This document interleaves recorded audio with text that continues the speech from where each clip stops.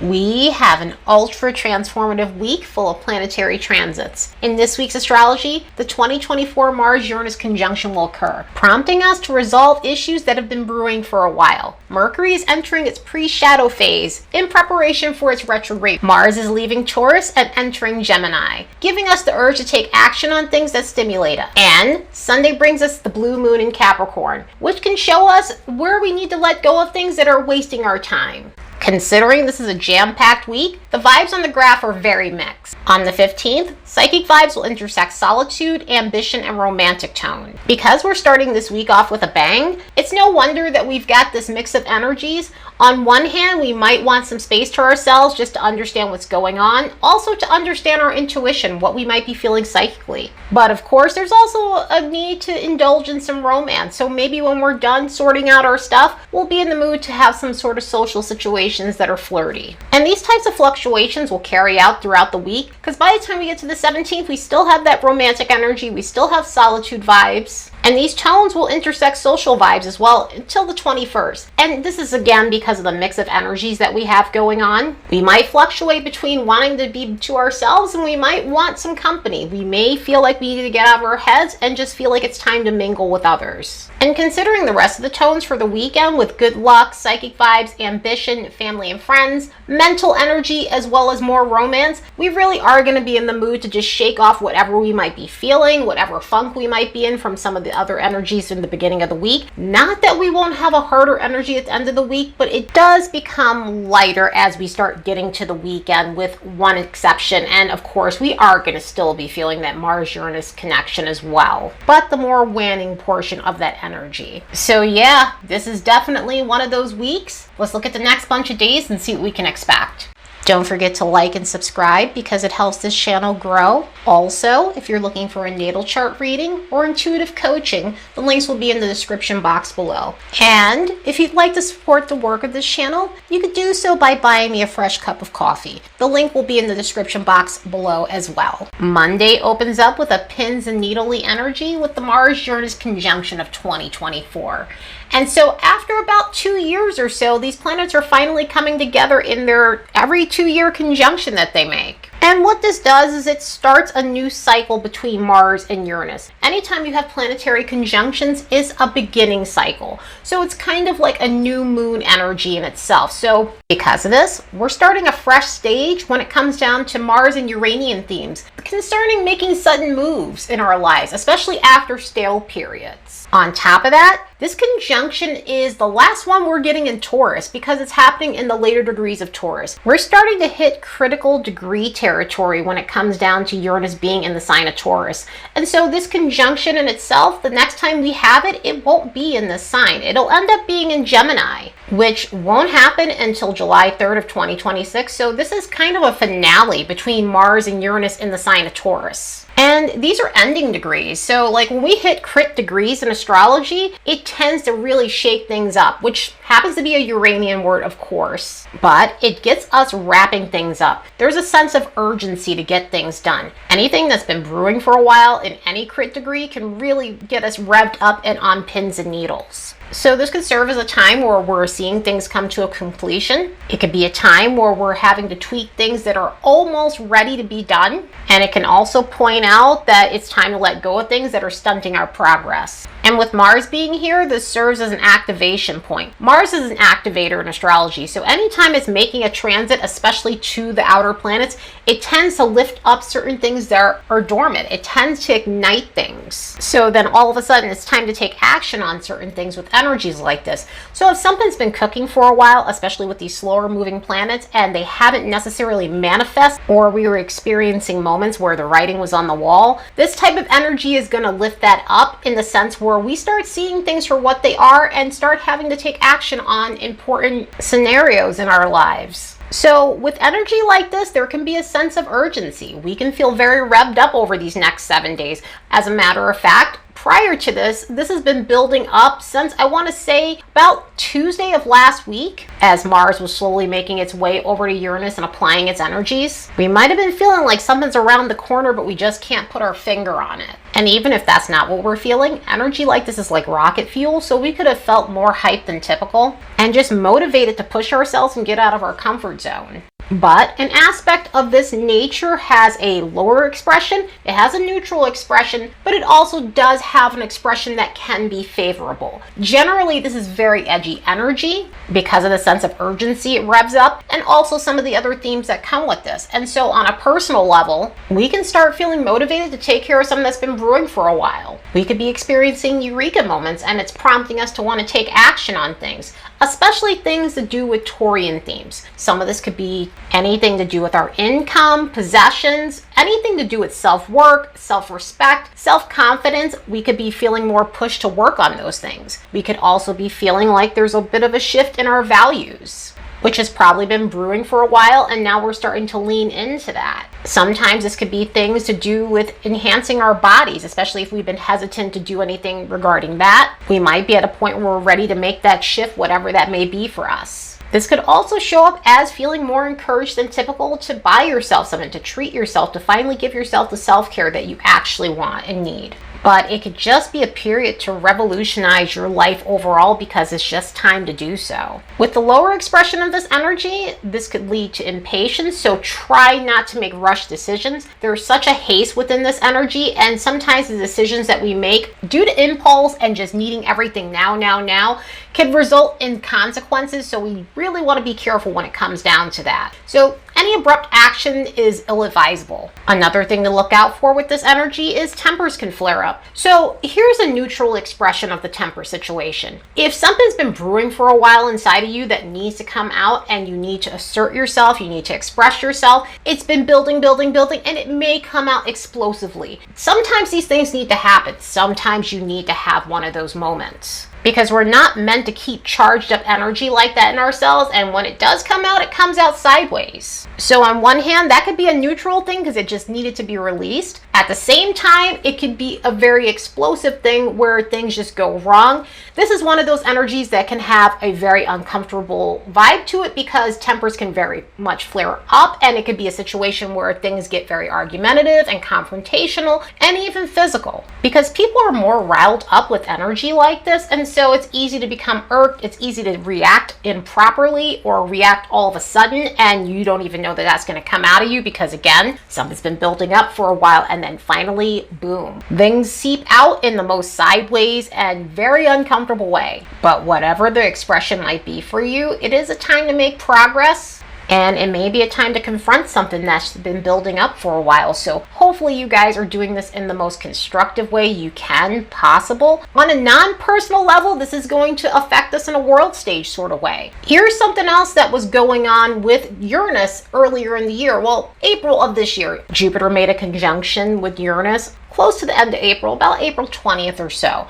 And so this Mars went over that spot that Jupiter and Uranus made their conjunction, and is still connecting within orb of that energy. So it's activated at that point, and so some of the themes from that period can start surfacing as well. So on a collective and personal level, Mars made its way past that Jupiter conjunction point and is still activating that, so we might see some themes pop up regarding our beliefs. Optimism, education, travel, moral, laws, expansion. Also, with the lower expressions of those, we might see moments where we're dealing with people with skewed perspectives. There may be some pronounced scenarios regarding arrogance or a lack of objectivity and entitlement. Also, huge biases, whatever that might be for a specific person.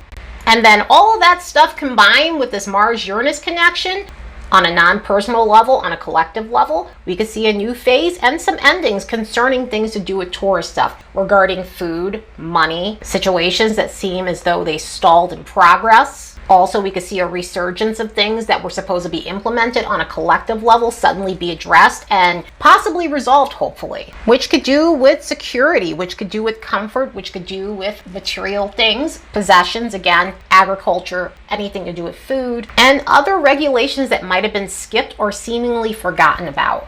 Oh, and also anything to do with body autonomy. That may be something that comes back up to be addressed and resolved during this time. So this is some pretty intense stuff, and Uranus is going to be still making connections throughout the week while it's still connected to Mars, which we'll be feeling this for several days because these are slower moving celestial bodies. And so with the two other transits Uranus is making this week, one is more constructive and another one is definitely uncomfortable. And that uncomfortable one comes at the end of the week with Mercury. And this one will come back up a couple of times because Mercury will be going into pre-shadow, but I will get to that one when I get to that one. But by the time we get to the end of the week, Uranus is going to make a square with Mercury, and that can lead to unexpected things in terms of plans not going the way they should, having to make sudden pivots, unexpected communication, unexpected bickering, but mostly it's going to bring in a plot twist sort of vibe to it. So even though we've got some good stuff going on the weekend, we still need to be aware of what's going on around us, communication-wise, plans-wise, and this things just pivoting all of a sudden. And coming back to this Mars-Uranus conjunction, the signs that are going to feel this more than others is going to be the fixed modality. Taurus, Leo, Scorpio, and Aquarius, between 20 to 29 degrees of these placements. So if you have planets and chart points in these placements, you're going to feel this conjunction more than others. So try to make the most constructive changes possible if possible. From the 15th to the 18th, we've got some sun alignments occurring. And the interesting thing about this is it could create moments where we're feeling like we're ebbing and flowing when it comes down to our confidence. And this is because the sun is making connections to Jupiter, Chiron, and Uranus. Not in that particular order, but nonetheless, we'll feel all of these energies within a 72-hour period. Considering that the 15th is already a very edgy day, having the sun making a connection with Chiron can feel problematic because one of the things it does and revs up is feeling inadequate. And so because of this, we might feel somewhat deflated and not as certain of ourselves as we typically are. It brings on a gloomy tone. It brings on a tone where we're seeking more validation than typical, and it's something that we need to work on within ourselves, but haven't necessarily done that. So it gets revved up in the sense where we're seeking confidence through other people, and that can look like getting approval from others, getting praise, adjusting our personality so that people like us more. But one of the reasons this alignment comes up is it's to give us a nudge to work on those things so that way we have more confidence in ourselves. That way we're seeking validation within ourselves and not looking for it outside of ourselves. Because it's important to boost our own confidence, not need approval from others, and also not change who we are just to fit anyone else's narrative so that we feel comfortable and get away from those feelings of feeling alienated if we're not doing things the way others want us to do. Once we get to the 18th, the sun is going to make a connection with Uranus that can help uplift our spirit. And so we fluctuate from that Chiron energy and some of the other energies that are going on and get a substantial boost from this energy with Uranus and the sun. This energy helps us in terms of surprisingly feeling better, allowing us to get out of a funk and start feeling like we can express ourselves more authentically. So this helps us shake off a lot of self-conscious feelings when it comes down to how other people view us and helps us be unabashedly ourselves. Then 24 hours later, we also have a Sun-Jupiter connection. I said the 15th to the 18th when I really meant the 15th to the 19th, so my apologies. But on the 19th, we've got a Sun-Jupiter connection, and that one can puff us up, and sometimes that's a good thing, and sometimes that's a lower expression. This is a hard alignment, and so it can bring about some moments where we feel like we're walking on sunshine, and we're open, and we're social, and we're just feeling good about ourselves. But on the lower end, it can really waft up unjustified confidence. In other words, being cocky and arrogant for no reason. So that's something we absolutely need to be aware of in this energy. And one of the other reasons for this is it can make us so confident that we think we can't lose, and we end up doing something that ends up causing us to have consequences and just being careless and walking around like it can't happen to us. So it's one of those things to be aware of within that energy. Circling back to the beginning of the week, just before Mercury goes into its pre-shadow on the 16th, it's going to make a connection with Saturn on the 15th when we're having that Mars-Uranus conjunction and all the other things going on that can make things a little bit uncomfortable in terms of our mindset. And what I mean by that is we may feel shut down. We may feel as though we just don't want to deal with people. It could lead to thinking about harsh things or overthinking things that we don't need to. And so this is where we're seeing some of that solitude energy again and some of the harsher energies of the week and such. And so it brings in a gloomy tone. And on top of that, we've got that Chiron situation with the sun that day with all the Mars-Uranus stuff. So the beginning of the week has its harsh tones to it. And so this is one of the other reasons why we were seeing that solitude energy. But as we get to the 16th, Mercury is going into its pre-shadow. So with that, welcome to the Mercury retrograde of the summer season. And this one is going to be in 2 different signs. A portion of this will be in the last 11 degrees of Leo, and then we'll have it in the beginning phases of Virgo. So we have a retrograde in 2 different elements. The Leo portion is going to be the fire portion, which is going to help us look at where we can work on things to do with that element, but also Leo things. So this may be a period where we're realizing it's important not to fade into the background and why we need to express ourselves. It could be a time of recognizing that we need more leisurely pursuits in our lives that stimulate us in any sort of way. In Leo, a lot of that is entertainment, a lot of that happens to be romance,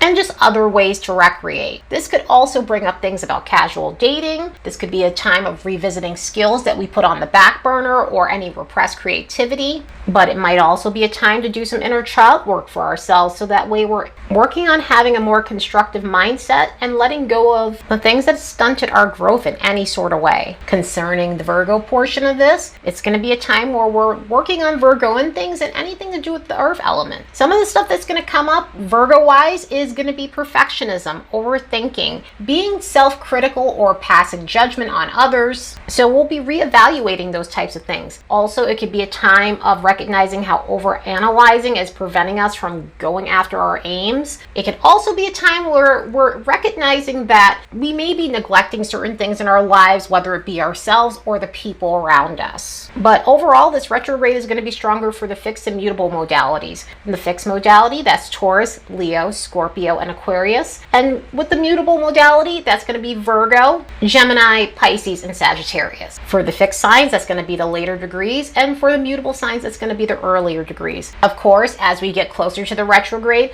I'll create a more in-depth look at what's going to happen with this being in 2 signs, especially with what we can expect and anything else that we might need to reflect on during this retrograde. Mercury goes retrograde on August 4th and will go direct on August 28th, 2024, then leave its post-shadow on September 11th of 2024. And just as Mercury is entering its pre-shadow, it's going to connect with Chiron in a way that can help us recognize what we need to heal in our lives, especially concerning our inner dialogue. And because this is a pre-shadow alignment, this is going to be an ongoing process. So we'll see this come up a couple of times during the retrograde. It could be a time of revisiting ways to heal our mind and looking up better coping strategies for ourselves. Once we get to the 20th, Mars is leaving Taurus and entering Gemini. And this will be the first time in almost 2 years that Mars entered the sign of the twins. The last time Mars entered this sign was on August 19th of 2022. And the last time Mars was here in this sign, it had a retrograde. So it stayed in Gemini for 7.5 months. This time around in Gemini, we don't have to worry about that. We'll get Mars in Gemini in its regular format in a normal phase. And a normal phase for Mars through a sign is about 6 weeks. So with this type of energy, it's time to take action in a versatile way. And with that, as we leave the determined vibes of Mars and Taurus, our energy levels will go from a plotting action approach to a multitasking method with absolutely no chill. So if you missed all that Gemini energy, which we do have with Jupiter being in Gemini, but we had a Gemini stellium a month ago in June, and that energy was all about go, go, go. This is going to help reignite all of that, especially as Mars is going over those points that Mercury, Venus, and Jupiter have. And of course, out of the deal, we're getting a Mars-Jupiter conjunction with this. And so this is going to really inflate the Jupiterian energy we have in Gemini. But of course, I will definitely talk about that conjunction once we get to that point. But Mars being our planet of action and how we go after things and being our motivational coach, this is really going to rev us up in a way where we're able to be more versatile. So energy like this helps us take action, but in a very flexible way. So if you're in the mood to do things simultaneously, this energy is perfect for that. And we'll have the stamina for it. As I was saying earlier, Mars is our motivational coach, and so this encourages that energy. A pairing like this combined with Mars, how we exert our energy, can actually help us feel more invigorated than we might have over these last 6 weeks. So this could be a period of feeling highly charged concerning Mars things and Gemini things. And for those who enjoy walking and chewing gum at the same time, this is your period to really shine. And so a pairing like this gives us a nice high octane boost to do all of these things. Also, it's going to really help us in terms of taking action on mercurial themes. So this could be a revved up period where we crave mental stimulation and go after it, but also we're going to crave interaction with other people. Communication is just going to feel vital. On a mental level, this can help us in terms of absorbing data quickly than typical. This energy is excellent if we're wanting to learn subjects faster and being able to absorb multidimensional things. And by that, things that have a lot of detail. Any detailed oriented skill, you're going to feel as though you have mental sharpness and a lot of stamina to digest a lot of information quickly. So if you didn't have the bandwidth maybe over these last 6 weeks or just as of recent, this will really give you that extra boost you needed to absorb materials that have a lot of detail to them. Also with energy like this, our ability to be chatty will seem endless. If we didn't have the bandwidth to deal with interacting with people, this is going to be one of those things that gives us a significant boost in terms of being able to feel social again. Sometimes when we have water sign periods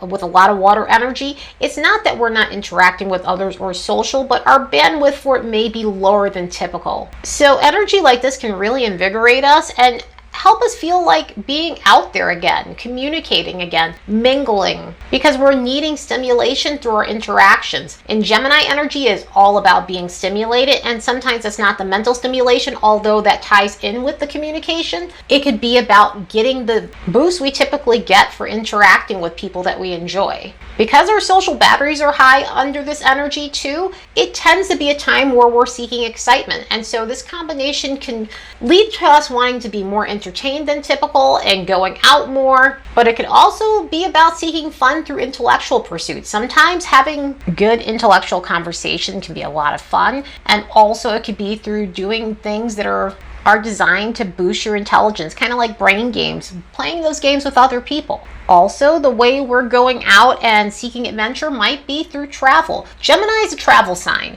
and it's not about the long distance that you get with Sagittarius, but it could be about going on an adventure around town. It could be about exploring your local scene and seeing what's out there, visiting different neighborhoods, or going to the town that's adjacent from you, or other areas that are within your vicinity. Speaking of neighborhoods, this might also be a time of taking action when it comes down to your neighbors. This could be positive, this could be a neutral expression, this could also be a lower expression, of course, because, this comes in many different shades, but this might be a time to actually get to know your neighbors or the people within your neighborhood that you see around all the time and you always say hi to. It can make it an opportunity to actually get to know these people. Also, with the sociability of this energy, it could be a time of connecting with immediate family, such as siblings, aunts, uncles, cousins, and things like that. So this could be a period where those relationships are more highlighted than typical. So whatever the case may be, we're just going to be in the mood to be more social in these areas of life. Speaking of more social stuff, concerning romance, Mars in Gemini isn't typically associated with like long-term relationships. Mars is also just not associated with long-term relationships. It's more so about intimacy, it's about sex, it's about passion. It doesn't mean that anyone you meet during this time can't turn into a relationship, or a person who has Mars in Gemini can't be in a relationship, because that's absolutely false. But Mars is about our sex drive. And so this is one of those Marses that brings out an intimacy style that's about having fun and being casual and more so curious. It's also a Mars that has this component about it that needs intellectual stimulation, even when it comes down to sexual stuff. So this could be a period of being turned on by someone's intellectual capabilities. This also happens with Venus and Gemini, where you find yourself attracted to intellect. And so with a Mars in Gemini, it could be feeling more turned on by someone who's intellectual. So energy like this can really bring out the sapiosexual side of us. Concerning going after what we want, this Mars is excellent for being ultra ambitious and directing our energy in multiple places. So if you're looking for variety in your life, this is an excellent Mars to use to go after those things and have more varied things in your life. This could also be about having multiple sources of income. And this is the type of energy where if you're wanting to make multiple sources of income, sometimes that could be a side hustle, sometimes that could be passive, sometimes that could be both. This is a great energy for creating that. Gemini energy is about not putting all of your eggs in one basket. So that could be all about having more than one goal in mind for yourself, or transfer over to your income where you have a plethora of sources to go to instead of just one. Sometimes having just that one thing, no matter what that might be for you, may not be enough. And so having that variety is great because if one source gets tapped out, there's always other sources to go to. And that, of course, leads me to the lower expression, as there is anytime a planet changes signs, and this is no different. This type of energy, again, the multitasking part of it is excellent. If you are good at multitasking, great. But sometimes even if you are good at it, it can create moments where we mess up a bit. And by that, sometimes being the butcher, baker, and candlestick maker doesn't always work. Sometimes we need to focus on one thing and then go to the next rather than doing things simultaneously, because sometimes it does result in mishaps within this energy. So it's one of those energies, if you take on too much, you can reach a bottleneck and then everything gets messed up. So try not to create more work than you can handle for yourselves during this time. Flakiness is another thing that comes with this energy. This is the type of energy that can scatter itself and also get bored very easily and also be very distracted. And so sometimes communication-wise, things aren't always consistent. Sometimes people forget to respond to text messages or DMs and things like that. And so it may be a period where that gets frustrating. And also because Mars rules our temper, it can result in a short fuse and getting aggravated with other people. Continuing with communication issues, there tends to be a lot of communication issues within this energy, and some of it can be gossip, nasty gossip that comes as a result of this, or having no filter when it comes to communication. This happens to be one of those Mars that is blunt and says things that's off the top of its tongue. And sometimes that could be said tactlessly, sometimes it could be said with intention to be ruthless.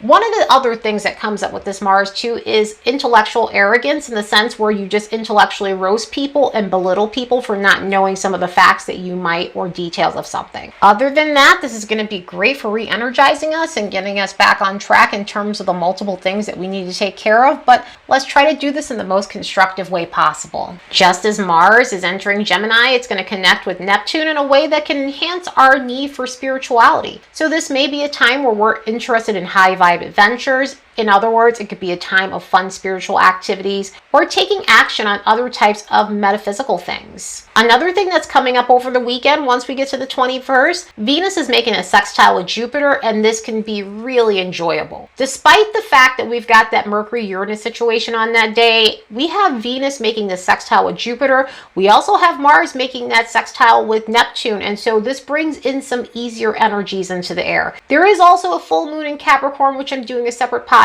for, of course, like I always do, and that has its own stuff too as well. But for the most part, I would say that this weekend has mixed bagged energy, mostly fun energy, but there's definitely some stuff to look out for with some of the other stuff that's occurring with Mercury and Uranus. But with this Venus situation, it could be a time where we're just in the mood to look at the bright side of things. Especially after a week of just weird transits and uncomfortable transits, we might just say, fuck it, I need a break from all of this harsh energy. I'm going to go out and I'm going to have fun. I'm going to be celebratory with this Venus-Jupiter stuff.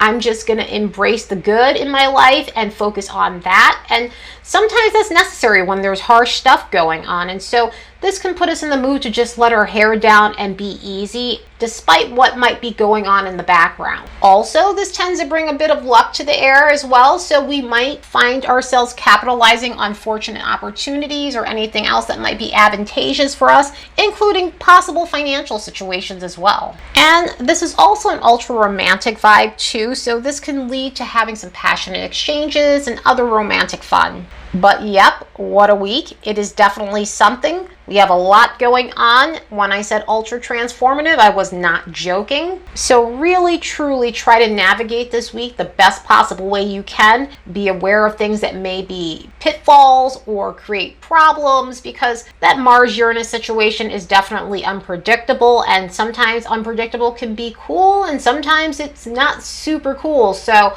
do the best you can to take constructive action if possible. Anyway, I hope you all have the best week ever. Later, and see you in the next episode.